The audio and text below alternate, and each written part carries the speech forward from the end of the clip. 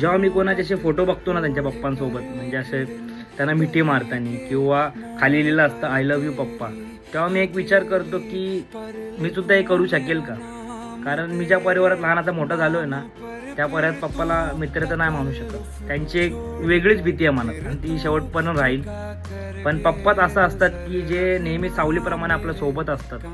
कुठलंही संकट आपल्यावर आलं तर बोलतात अरे घाबरू नको, बिंदास जा, सगळं नीट होईल. आणि त्यानंतर सगळं ठीक सुद्धा होतं. तर माझ्या पप्पाने सुद्धा माझ्यासाठी खूप काय केलंय. जी वस्तू मला पाहिजे आज नाही बोलतील, पण 2-3 दिवसात ती वस्तू नेहमीच घरी आणले.